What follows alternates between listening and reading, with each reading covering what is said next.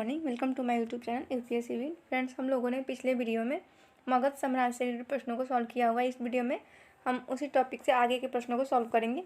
तो चलिए देखते हैं प्रश्नों को। उससे पहले जो नए हैं चैनल पर, सबसे पहले चैनल को सब्सक्राइब कर लें और बेल बटन प्रेस करें, और जो पहले से जुड़े हुए हैं वो वीडियो को लाइक और कमेंट जरूर करें। तो चलिए देखते हैं प्रश्नों को। पहला प्रश्न है हमारा, बिंदुसार की मृत्यु कब हुई थी? बिंदुसार की मृत्यु, ऑप्शन देखते हैं हम लोग। पहला ऑप्शन है 275 ईस्वी पूर्व में, दूसरा ऑप्शन है 273 ईस्वी पूर्व में, तीसरा ऑप्शन है 270 ईस्वी पूर्व में, और चौथा है 268 ईस्वी पूर्व में।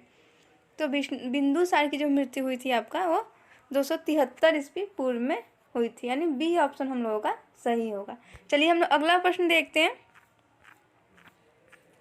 अगला प्रश्न है हम लोगों का, बिंदुसार का उत्तराधिकारी कौन था? बिंदुसार का उत्तराधिकारी कौन था? तो ऑप्शन देखते हैं हम लोग। पहला ऑप्शन नागार्जुन, दूसरा है अजातशत्रु, तीसरा है दशरथ, चौथा है अशोक। तो बिंदुसार का जो उत्तराधिकारी था वो अशोक था। यहाँ पे जो होगा वो डी ऑप्शन हम लोगों का वो सही होगा। चलिए हम लोग अगला प्रश्न देखते हैं। अगला प्रश्न है हम लोगों का, अशोक कब मगध का शासक नियुक्त हुआ था? अशोक कब मगध का शासक नियुक्त हुआ था? पहला ऑप्शन 273 ईस्वी पूर्व, दूसरा है 272 ईस्वी पूर्व, तीसरा है 271 ईस्वी पूर्व, और चौथा है 270 ईस्वी पूर्व में। तो अशोक जो था वो मगध का शासक नियुक्त हुआ 270 ईस्वी पूर्व में, यानी यहाँ पे जो डी ऑप्शन होगा हम लोग का वो सही होगा। चलिए हम लोग अगला प्रश्न देखते हैं। अगला प्रश्न है हम लोगों का, किस साहित्य के अनुसार अशोक ने अपने भाइयों की हत्या की थी? किस साहित्य के अनुसार अशोक ने अपने भाइयों की हत्या की थी? तो पहला ऑप्शन है सिंगली, दूसरा है जैन साहित्य, तीसरा है शव, और चौथा है आजीवक। तो किस साहित्य के अनुसार अशोक ने अपने भाइयों की हत्या की थी? तो सिंगली जो साहित्य है उसके अनुसार अशोक ने अपने भाइयों की हत्या की थी, यानी ए ऑप्शन जो होगा हम लोग का वो सही होगा। चलिए हम लोग अगला प्रश्न देखते हैं। अगला प्रश्न है हम लोगों का, सिंगली साहित्य के अनुसार अशोक ने अपने कितने भाइयों की हत्या की थी? सिंगली साहित्य के अनुसार अशोक ने अपने कितने भाइयों की हत्या की थी? तो चलिए ऑप्शन देखते हैं। पहला ऑप्शन है 90, दूसरा है 95, तीसरा है 97, चौथा है 99। तो सिंगली साहित्य के अनुसार अशोक ने 99 भाइयों की हत्या की थी, यानी डी ऑप्शन जो होगा हम लोग का वो सही होगा। चलिए हम लोग अगला प्रश्न देखते हैं। अगला प्रश्न है हम लोगों का, अशोक का राज्य अभिषेक कब हुआ था? अशोक का राज्य अभिषेक कब हुआ था? तो पहला ऑप्शन 273 ईस्वी पूर्व में, दूसरा ऑप्शन 271 ईस्वी पूर्व में, तीसरा है 269 ईस्वी पूर्व में, और चौथा है 267 ईस्वी पूर्व में। तो अशोक का जो राज्य अभिषेक हुआ था वो हुआ था 269 ईस्वी पूर्व में, यानी सी ऑप्शन जो होगा हम लोग का वो सही होगा। चलिए हम लोग अगला प्रश्न देखते हैं।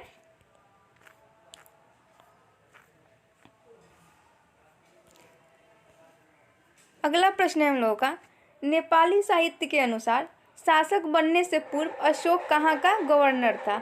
नेपाली साहित्य के अनुसार शासक बनने से पूर्व अशोक कहाँ का गवर्नर था? तो पहला ऑप्शन है तक्षशिला, दूसरा है अंग, तीसरा है काशी, चौथा है सेदी। तो नेपाली साहित्य के अनुसार शासक बनने से पहले अशोक जो था वो तक्षशिला का गवर्नर था, यानी ए ऑप्शन जो होगा हम लोग का वो सही होगा। चलिए हम लोग अगला प्रश्न देखते हैं। अगला प्रश्न है हम लोगों का, निम्न में से किस शासक को प्रारंभ में चंडाशोक या कामाशोक कहा जाता था? निम्न में से किस शासक को प्रारंभ में चंडाशोक या कामाशोक कहा जाता था? तो पहला ऑप्शन है कालाशोक, दूसरा है अशोक, तीसरा है उदयन, चौथा है दशरथ। तो किसको कहा जाता था? तो निम्न में से चंडाशोक या कामाशोक अशोक को कहा जाता था, यानी जो बी ऑप्शन होगा हम लोग का वो सही होगा। चलिए हम लोग अगला प्रश्न देखते हैं। अगला प्रश्न है हम लोगों का,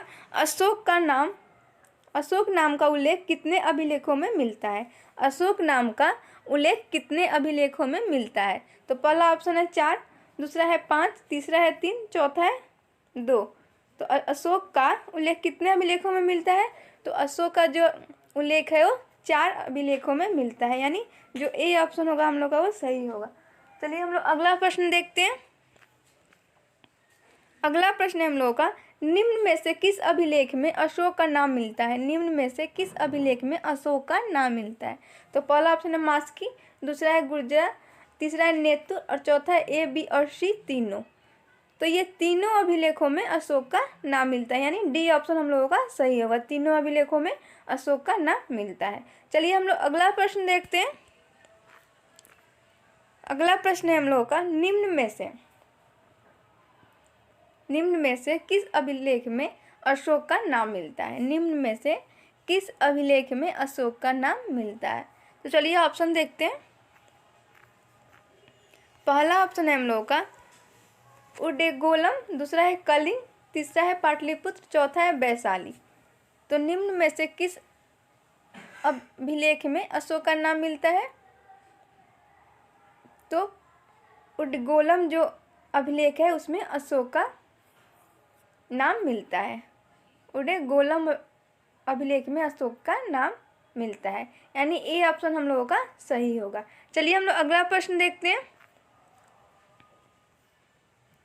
अगला प्रश्न है हम लोगों का, किस अभिलेख में अशोक को प्रियदर्शी कहा गया है? किस अभिलेख में अशोक को प्रियदर्शी कहा गया है?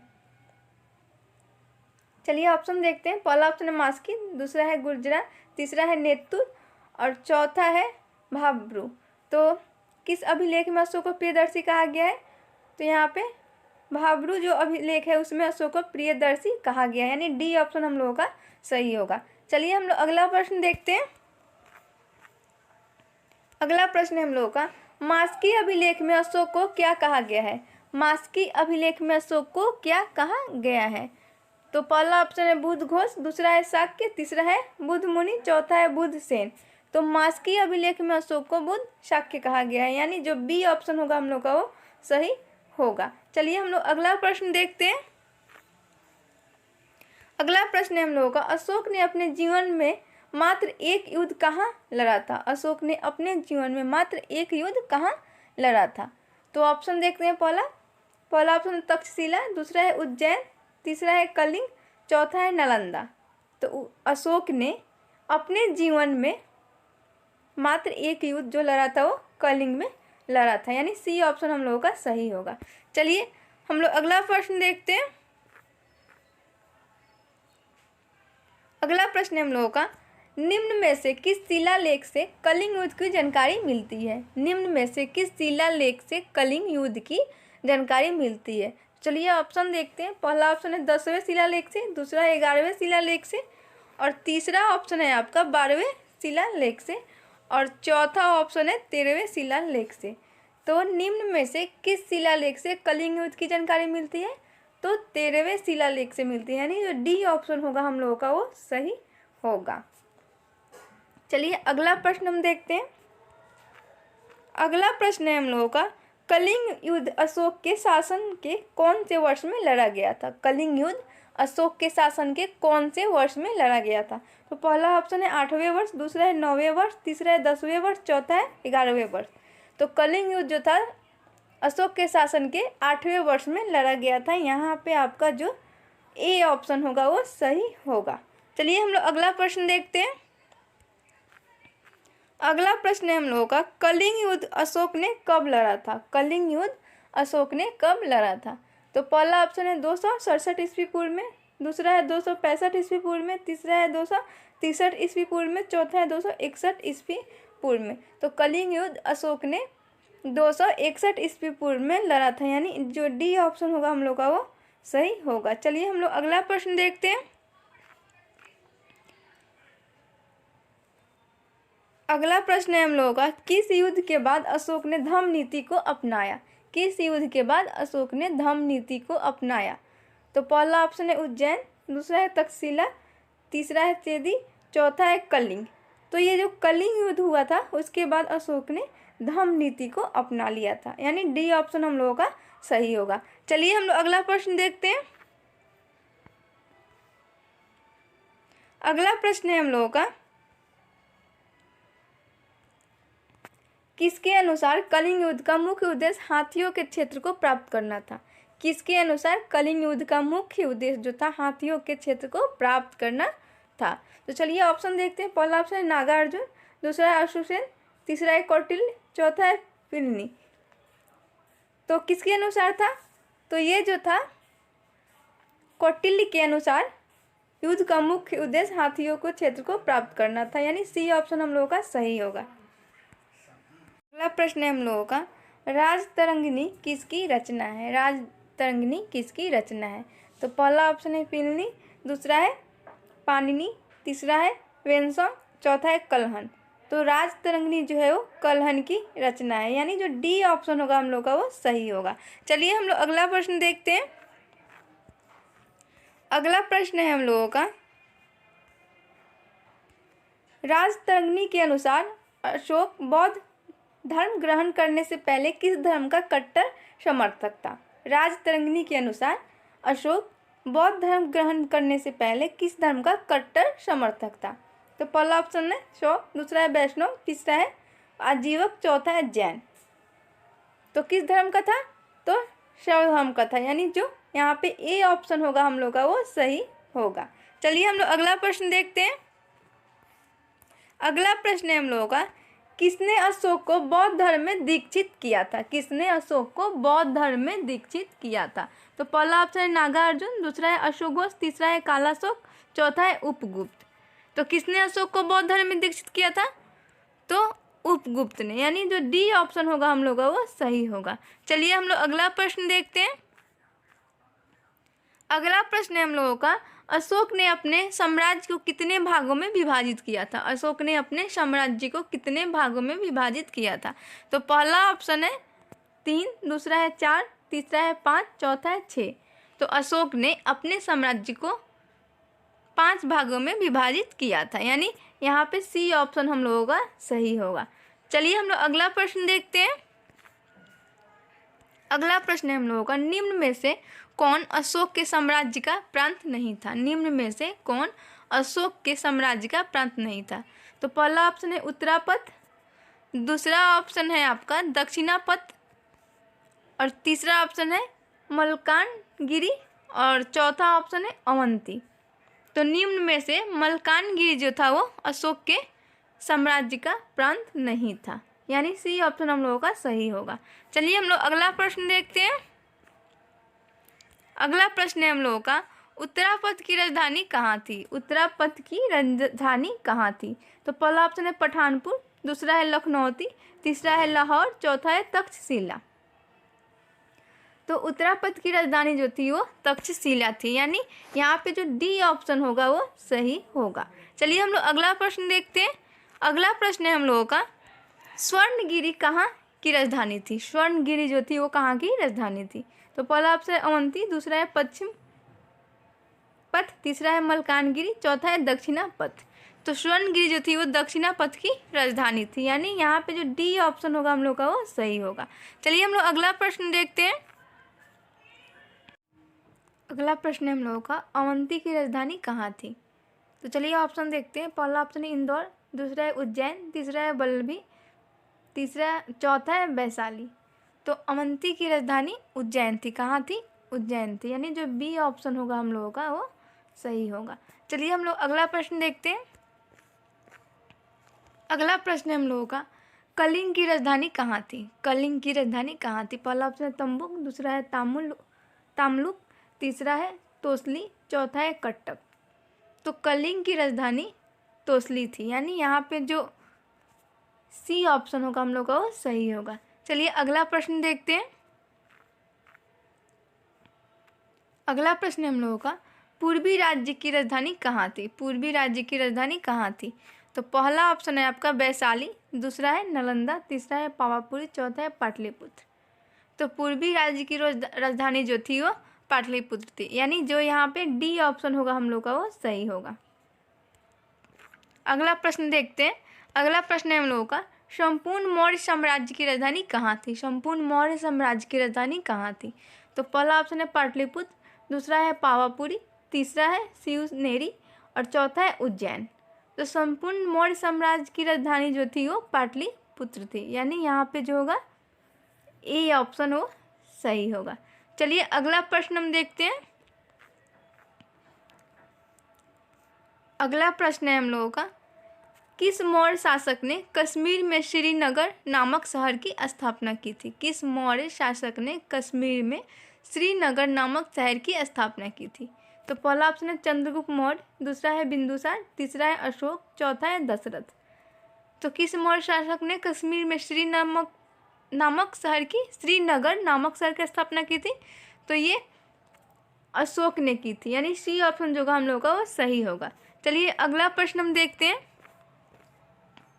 अगला प्रश्न है हम लोगों का, अशोक ने नेपाल में किस शहर की स्थापना की थी? अशोक ने नेपाल में किस शहर की स्थापना की थी? तो पहला ऑप्शन है विराटनगर, दूसरा है वीरगंज, तीसरा है काठमांडू, चौथा है ललित पाटन। तो अशोक ने नेपाल में ललित पाटन नामक शहर की स्थापना की थी, यानी यहाँ पे जो डी ऑप्शन होगा वो सही होगा। चलिए हम लोग अगला प्रश्न देखते हैं। जूनागढ़ अभिलेख का संबंध किस शासक से है? जूनागढ़ अभिलेख का संबंध किस शासक से है? तो पहला ऑप्शन है नंदी वर्मन, दूसरा है अशोक, तीसरा है अजातशत्रु और चौथा है आपका रुद्रमन, यानी डी ऑप्शन। जूनागढ़ अभिलेख का संबंध जो है वो रुद्रदामन से है, यानी डी ऑप्शन हम लोगों का सही होगा। चलिए हम लोग अगला प्रश्न देखते हैं। अगला प्रश्न है, तुषास्प अशोक के समय कहाँ का गवर्नर था? तो पहला ऑप्शन है तोसली, दूसरा है तक्षशिला, तीसरा है उज्जैन, चौथा है स्वर्णगिरी। तो तुषास्प जो था वो उज्जैन का गवर्नर था, अशोक के समय उज्जैन का गवर्नर था, यानी सी ऑप्शन हम लोगों का सही होगा। चलिए हम लोग अगला प्रश्न देखते हैं। अगला प्रश्न है हम लोगों का, तुषास्प किस देश का नागरिक था? तुषास्प जो था वो किस देश का नागरिक था? तो पहला ऑप्शन है आपका मिस्र, दूसरा है यूनान, तीसरा है रोम और चौथा है चीन। तो तुषास्प जो था वो कहाँ का था नागरिक? तो यूनान का था, यानी यहाँ पे जो होगा हम लोगों का बी ऑप्शन सही होगा। चलिए हम लोग अगला प्रश्न देखते हैं। अगला प्रश्न है हम लोगों का, अशोक के बाद पूर्वी भाग का शासक कौन बना? अशोक के बाद पूर्वी भाग का शासक कौन बना? तो पहला ऑप्शन है कुणाल, दूसरा है कुमार, तीसरा है दशरथ, चौथा है नागार्जुन। तो अशोक के बाद पूर्वी भाग का जो शासक बना वो था दशरथ है, यानी यहाँ पे जो होगा सी ऑप्शन सही होगा। चलिए हम लोग अगला प्रश्न देखते हैं। अगला प्रश्न है हम लोगों का, पूर्वी भाग में कौन सा राज्य शामिल था? पूर्वी भाग में कौन सा राज्य शामिल था? पहला ऑप्शन है बिहार, दूसरा है बंगाल, तीसरा है उत्तर प्रदेश, चौथा है ए बी और सी तीनों। तो पूर्वी भाग में ये तीनों राज्य शामिल थे, यानी डी ऑप्शन हम लोगों का सही होगा। चलिए हम लोग अगला प्रश्न देखते हैं। प्रश्न है हम लोगों का, दशरथ ने अपनी राजधानी कहाँ बनाई थी? दशरथ ने अपनी राजधानी कहाँ बनाई थी? चलिए ऑप्शन देखते हैं। पहला ऑप्शन है हम लोग का वैशाली, दूसरा है नालंदा, तीसरा है पाटलिपुत्र, चौथा है पावापुरी। तो दशरथ ने अपनी राजधानी पाटलिपुत्र में बनाई थी, यानी सी ऑप्शन हम लोगों का सही होगा। चलिए अगला प्रश्न हम देखते हैं। अगला प्रश्न है हम लोगों का, पश्चिमी भाग का शासक कौन बना? पश्चिमी भाग का शासक कौन बना? पहला ऑप्शन है कुणाल, दूसरा है संप्रति और तीसरा है कुशल और चौथा है महेंद्र। तो पश्चिमी भाग का शासक जो है वो संप्रति बना, यानी यहाँ पे जो बी ऑप्शन होगा हम लोग का वो सही होगा। चलिए हम लोग अगला प्रश्न देखते हैं। अगला प्रश्न है हम लोगों का, पश्चिमी भाग के अंतर्गत कौन सा राज्य था? पश्चिमी भाग के अंतर्गत कौन सा राज्य था? तो पहला ऑप्शन है राजस्थान, दूसरा है गुजरात, तीसरा है मध्य प्रदेश, चौथा ए बी और सी तीनों। तो पश्चिमी भाग के अंतर्गत ये तीनों राज्य था, यानी जो यहाँ पे डी ऑप्शन जो होगा वो सही होगा, यानी हम लोगों का डी ऑप्शन सही होगा। चलिए हम लोग अगला प्रश्न देखते हैं। अगला प्रश्न है हम लोगों का, किसके बाद संप्रति को मौर्य वंश का सर्वश्रेष्ठ शासक कहा जाता है? तो ऑप्शन देखते हैं हम लोग। पहला ऑप्शन है चंद्रगुप्त मौर्य, दूसरा है बिंदुसार, तीसरा है अशोक, चौथा है दशरथ। तो किसके बाद कहा जाता है संप्रति को मौर्य वंश का शक्तिशाली शासक, मतलब सर्वश्रेष्ठ शासक? तो अशोक के बाद, यानी यहाँ पे जो सी ऑप्शन होगा वो सही होगा। अशोक के बाद संप्रति को मौर्य वंश का सर्वश्रेष्ठ शासक कहा जाता है। चलिए अगला प्रश्न हम देखते हैं।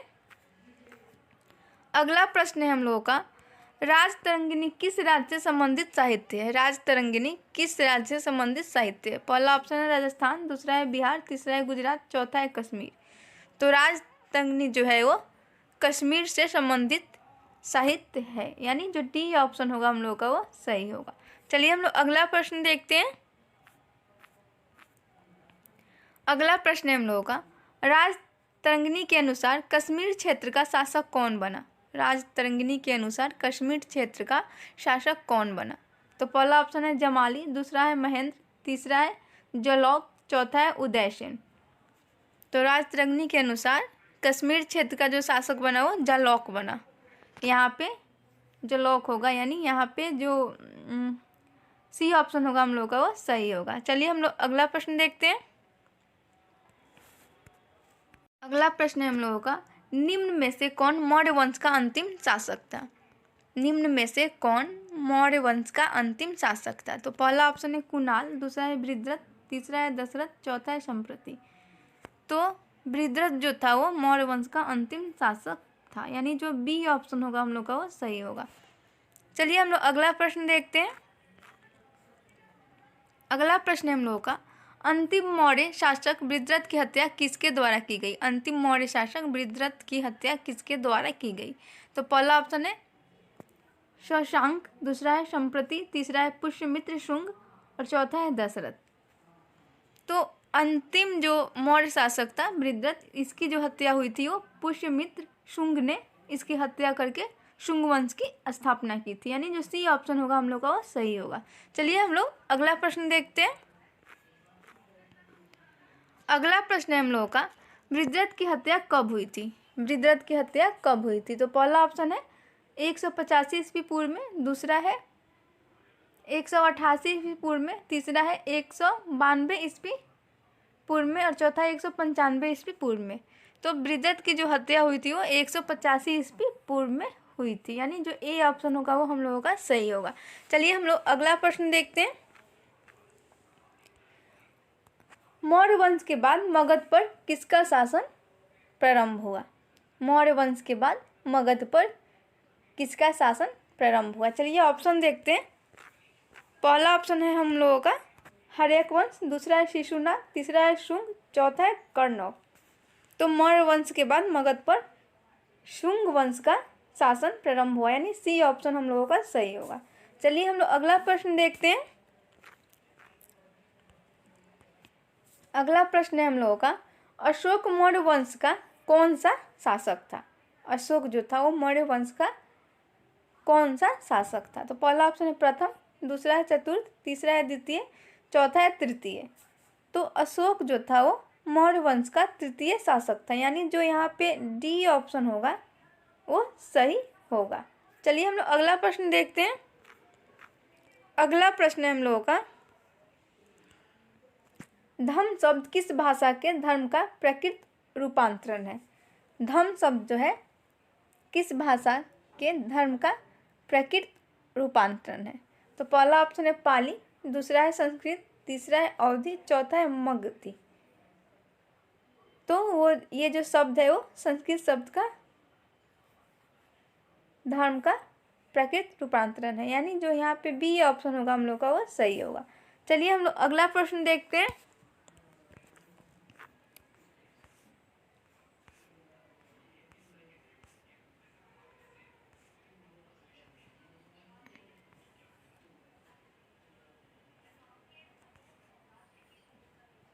अगला प्रश्न है हम लोगों का, किस इतिहासकार के अनुसार अशोक का धम्म राजनीतिक सामाजिक समस्याओं को सुलझाने के लिए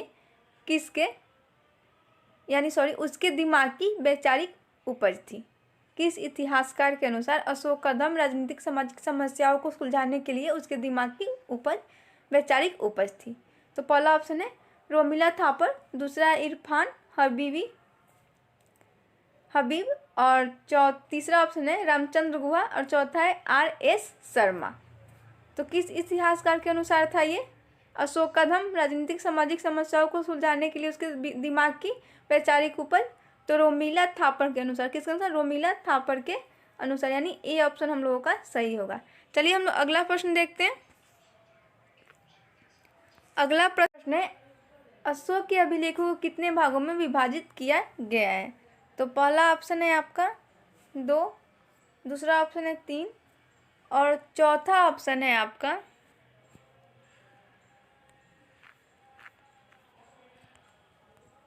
4 और 5, तीसरा ऑप्शन है 4 और चौथा ऑप्शन है 5। तो अशोक के अभिलेखों को कितने भागों में विभाजित किया गया है? तो अशोक के अभिलेखों को जब विभाजित किया गया है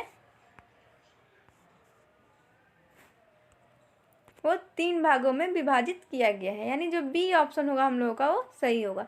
चलिए फ्रेंड्स, आज के लिए इतना ही, मिलते हैं हम लोग अगले वीडियो में। हाँ फ्रेंड्स, वीडियो को लाइक शेयर कमेंट जरूर करें। अगले वीडियो में हम लोग इसके आगे के प्रश्नों को सॉल्व करेंगे। Thank you.